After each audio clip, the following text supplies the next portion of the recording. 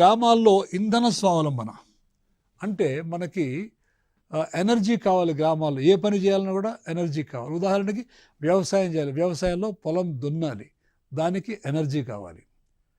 లేదా మన ఇంట్లో వంటలు చేసుకుంటాం, దానికి ఎనర్జీ కావాలి, ఇంధనం కావాలి మనకి.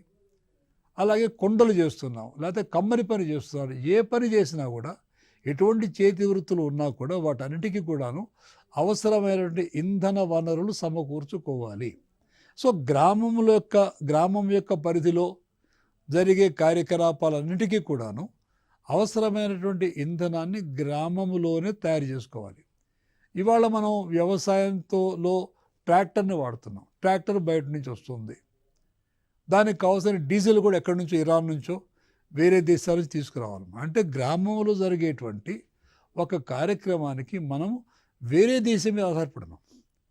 అదే మనకు ఉన్నటువంటి గోసంపద ద్వారా వచ్చేటువంటి ఎద్దులు, వాటి యొక్క ప్రాజన్ ఏవైతున్నదో వాటి ద్వారా మనం పశువుల ద్వారా పొలాన్ని దున్నుకోవచ్చును,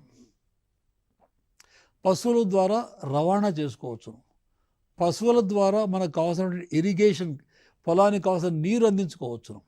కాబట్టి ఈ కార్యకలాపాలన్నిటికీ కూడా ఏ ఎనర్జీ కావాలో ఇవన్నీ కూడా స్థానికంగా సమకూర్చుకోవచ్చు. అలాగే మనకి ఆవుల యొక్క, గేదెల యొక్క పేడ ద్వారా మనం బయోగ్యాస్ ప్లాంట్స్ నడుపుకున్నట్లయితే వంట చెరకు అవసరం కూడా మనం గ్రామాల్లో డీసెంట్రలైజ్డ్ మెకానిజంలో మనం సాధించవచ్చు.